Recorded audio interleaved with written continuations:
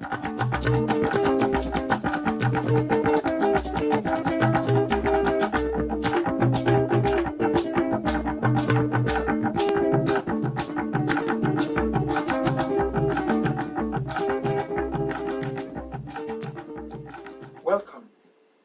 to Awakened Living. After his enlightenment, the Buddha took his ministry to the people. In one instance, he was asked if he was a god. The Buddha answered, "I am no god, I am awake."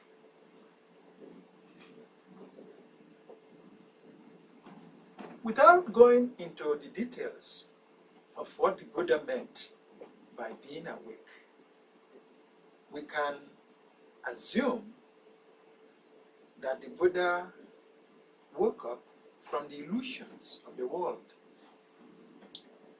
And what are these illusions? Number one on my list is the illusion that I am better than my neighbor, or you are better than your neighbor. You are saying that probably because you have a Mercedes-Benz. In other words, you drive a great car, or you have a home, or you take lots of vacations. In other words, you are financially and materially well off. So you concluded you are better than your neighbor. Okay? I would say you are better than your neighbor in your dreams.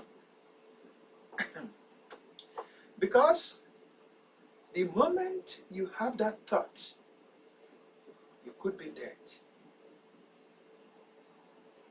Now think about it.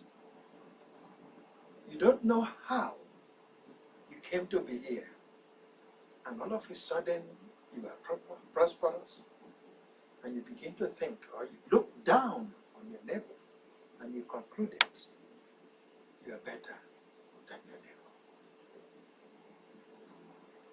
One thing you must realize is that the wheel of life does not stop the moment you become rich.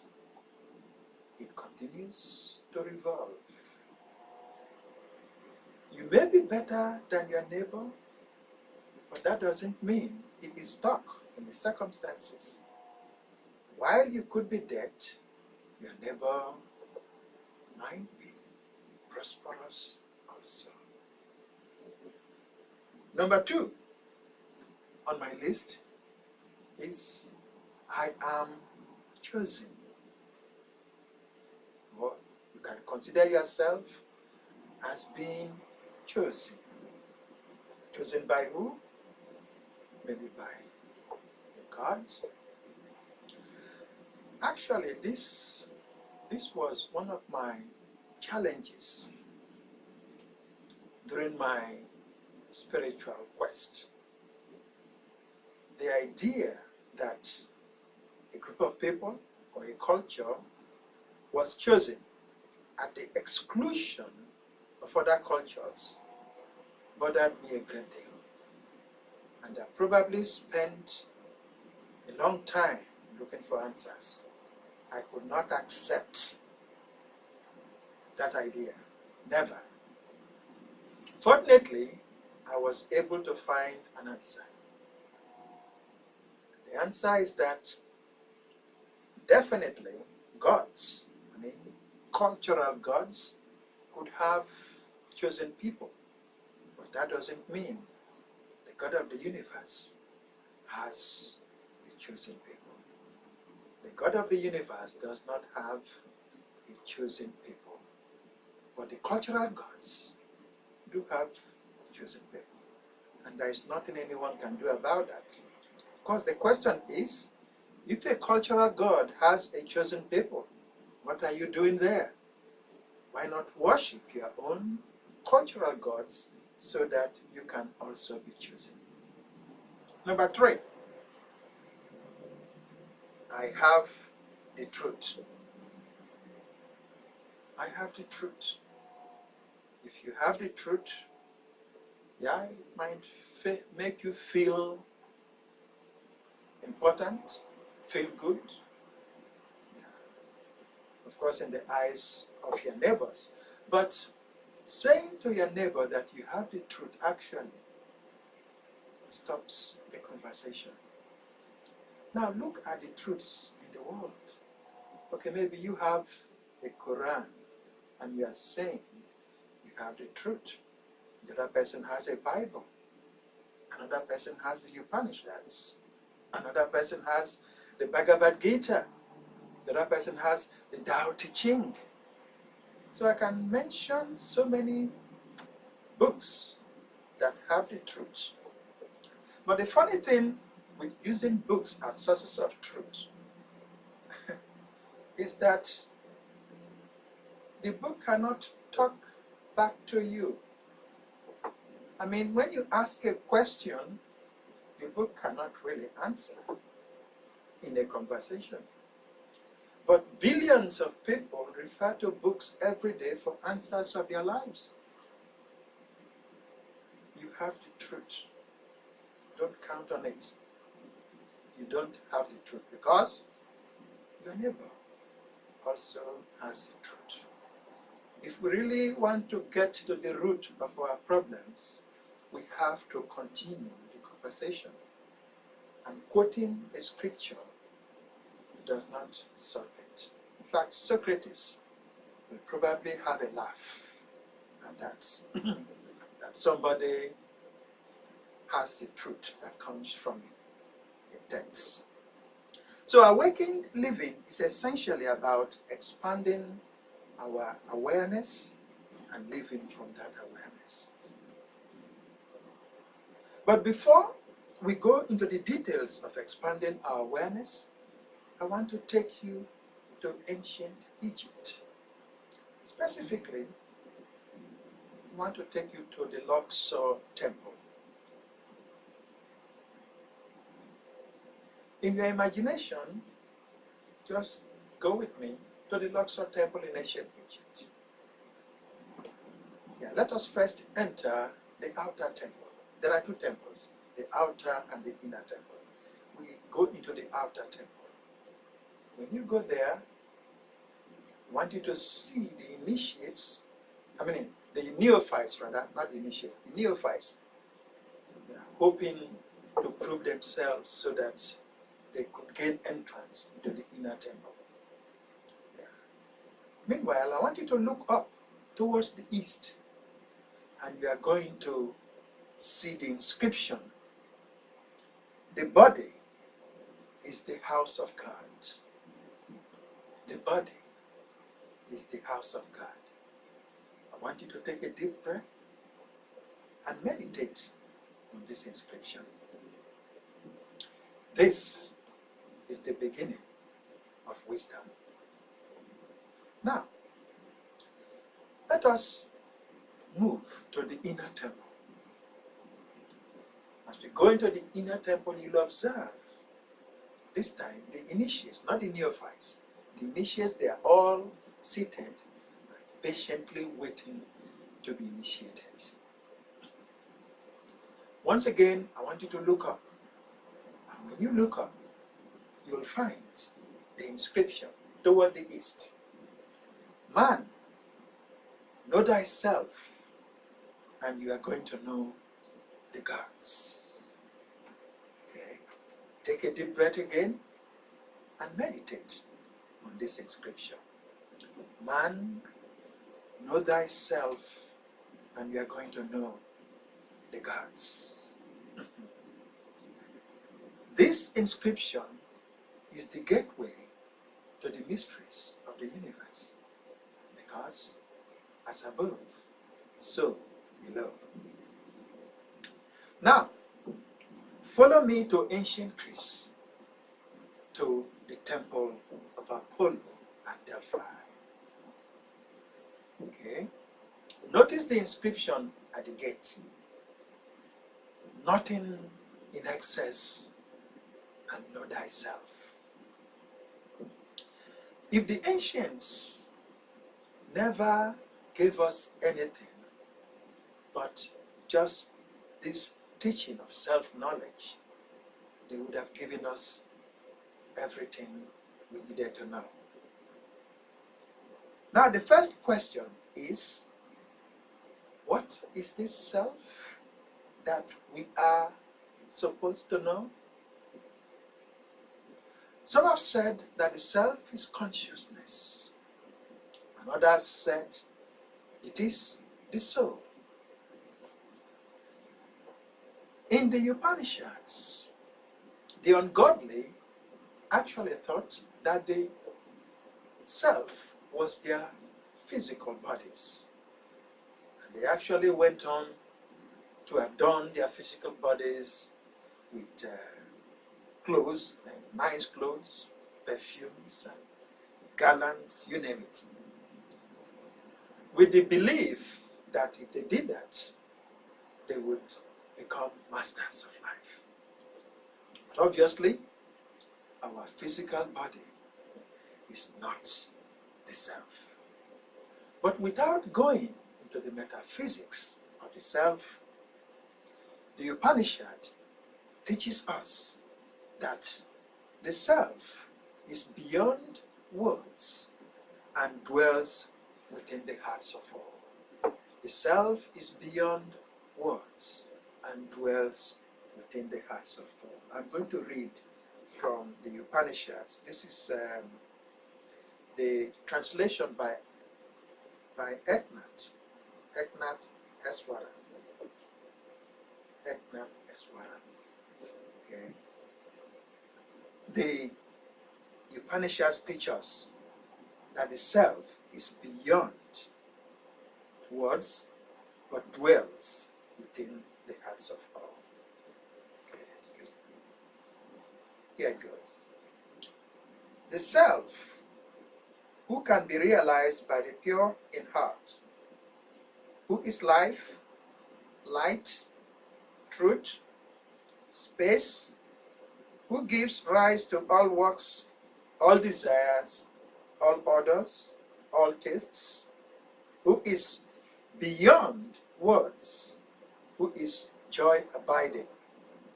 This is the self dwelling in my heart. Smaller than a grain of rice,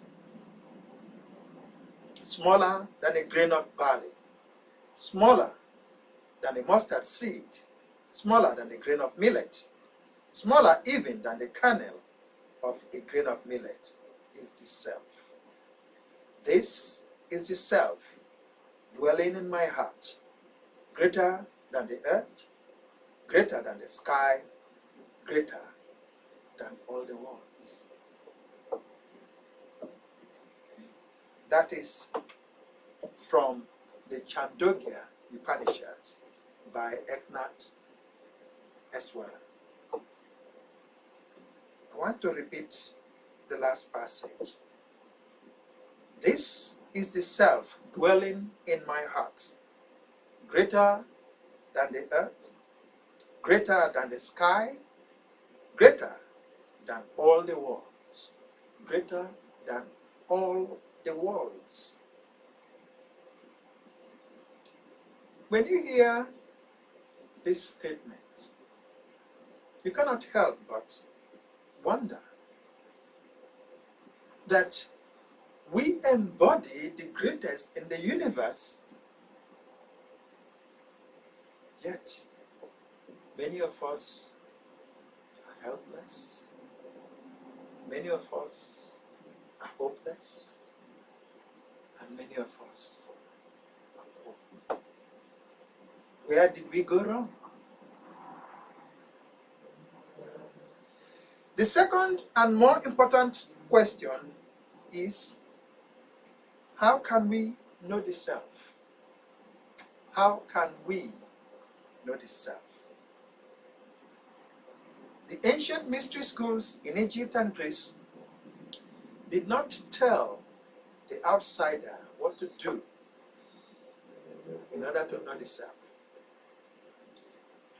Modern mystery schools continued the tradition. In other words, even modern mystery schools do not tell the outsider what to do in order to know the self.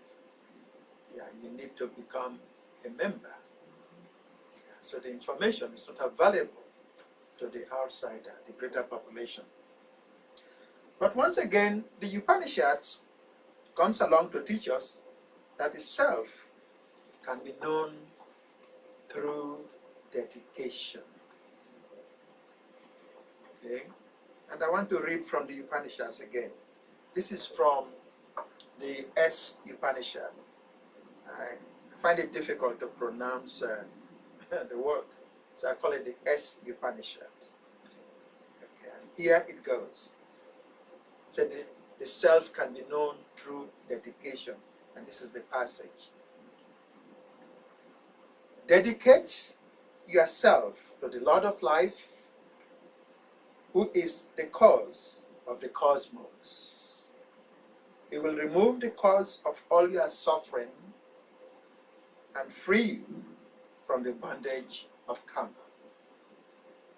And that is from the S Upanishad by Eknath Easwaran again. Okay, this sounds very easy, but how many people would actually dedicate their lives to the self after reading the Upanishads? Would you say 1, 2, 3, or 10? In 1,000? We don't know.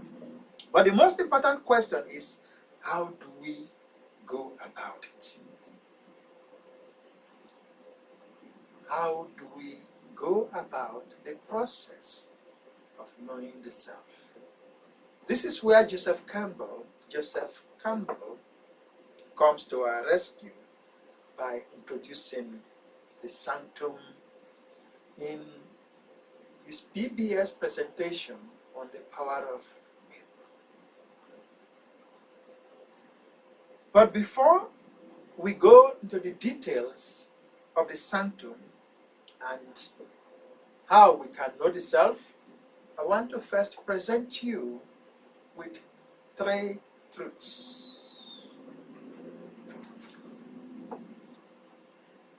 As a background, these truths were part of my realization after my spiritual quest. And one of the things I said earlier was I could not accept the fact that some people were chosen. Okay? So the truths actually come from there. Yeah, there are no chosen people. Yeah, or otherwise, you can also say that we are all chosen, if you want to use the word chosen. As I said earlier,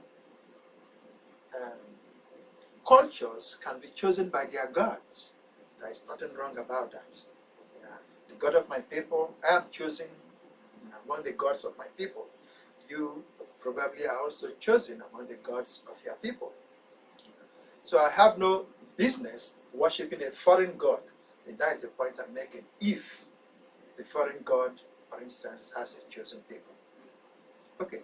Now these are the truths. The first truth is every incarnation is loved without conditions. Every incarnation is loved without conditions. How can I say that? Everyone is loved. Everyone on this planet is loved without conditions. With the memory of an abandoned child on an abandoned street, in an abandoned city, waiting to be devoured by a vulture.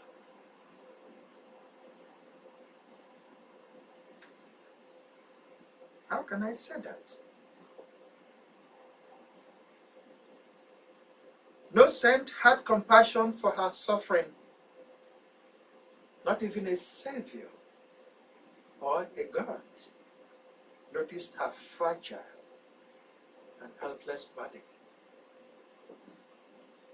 How can I say that? How can I say that we are all loved with the history of 6 million Jews being slaughtered by Nazis? How can I say that?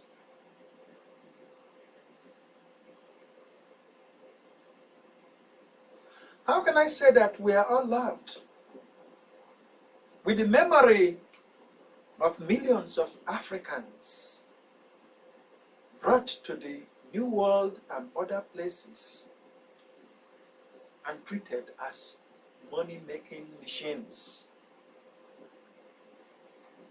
How can I say that?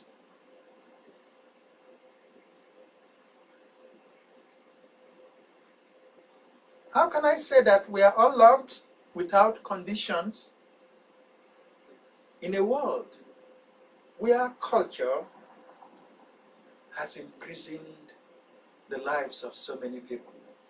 Actually, so many innocent people.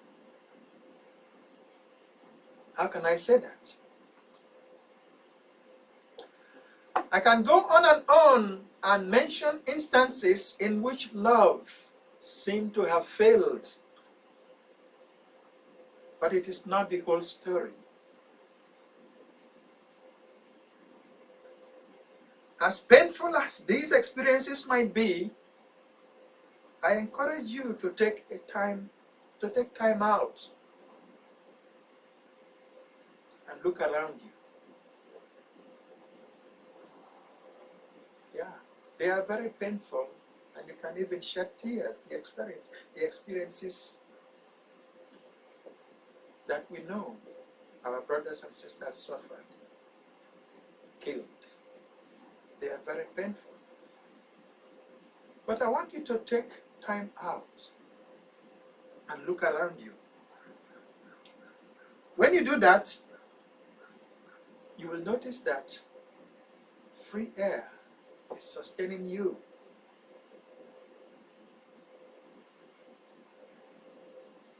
You'll see that flowers are blooming. You will also find fruit-bearing trees at your service.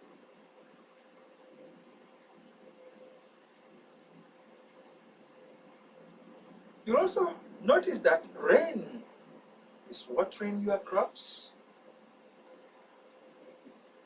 The sun is warming you up. Snow is inviting you to play. Squirrels are entertaining you. And many creatures are keeping you company. All these things we have provided for your own enjoyment and happiness freely, irrespective of your race, culture, religion, or nationality. So with this, I can truly say that you are indeed loved without conditions.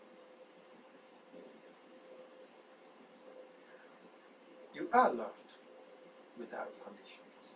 The second truth: every incarnation is blessed without requirements.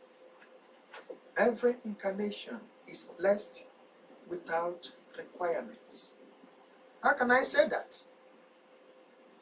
That we are all blessed without requirements. How can I say that with the knowledge that so many people will go to bed without dinner tonight? How can I say that? How can I say that with the knowledge that some sick people who have no health insurance will be left to die. How can I say that?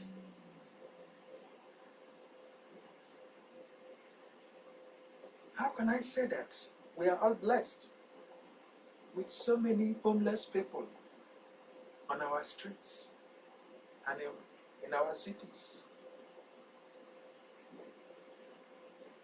How can I say that? How can I say that we are all blessed with our history of helplessness, hopelessness, and worthlessness? How can I say that?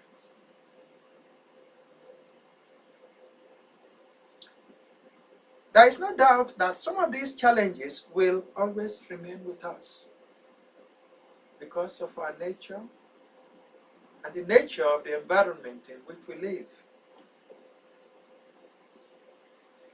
Meanwhile, I want you to take another time out and look around you again.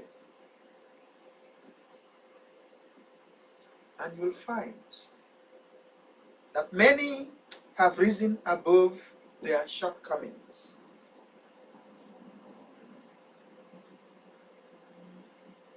Many who have overcome their physical challenges.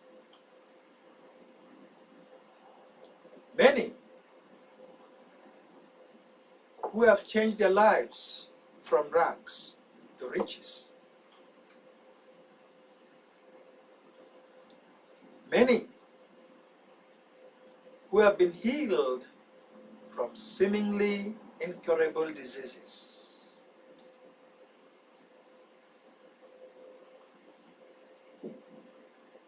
And many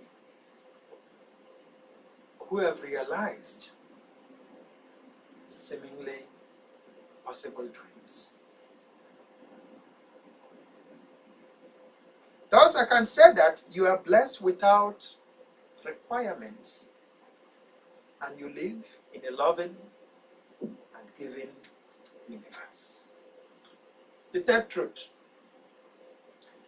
every incarnation has a moral duty to rethink the world.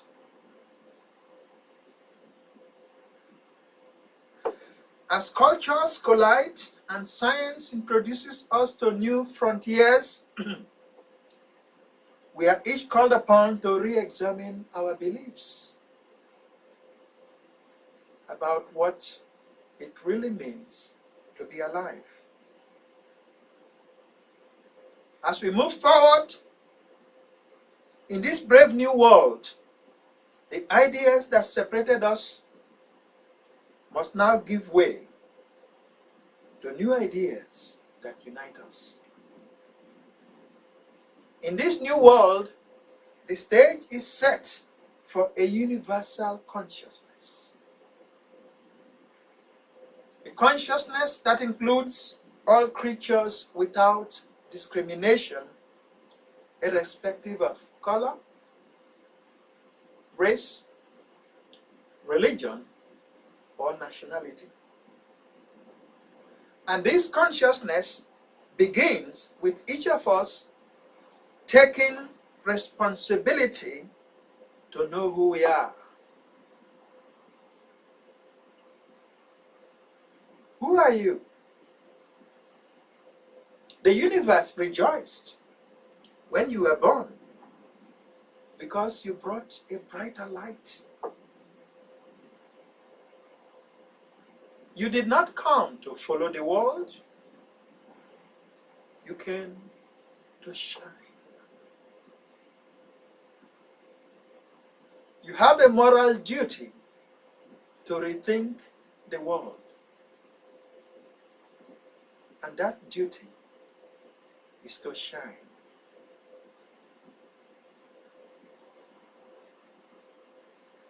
The Upanishads puts it this way. I'm going to read from the Upanishads by the Penguin Classics. This is the copy, the translation by Mascaro. Okay. Here it goes. There is a light that shines beyond all things on earth, beyond us all, beyond the heavens, beyond the highest, the very highest heavens. This is the light that shines in our hearts. This is the light that shines in our hearts. So, know yourself and let your light shine. This is the primary purpose for which you were born.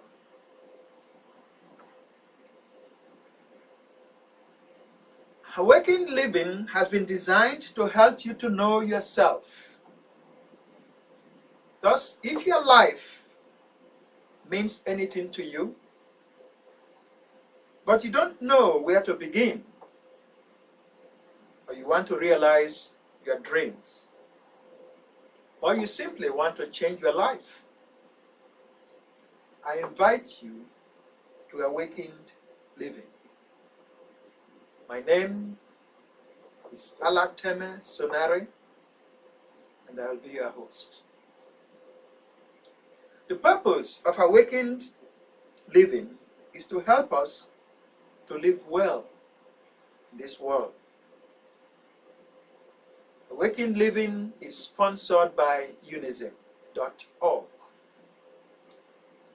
You are loved without conditions, and you are blessed without requirements. Thank you for listening, and may you experience cosmic peace in the name of love, the earth, and the universe. Join me next time for another episode of Awakened Living. Thank you.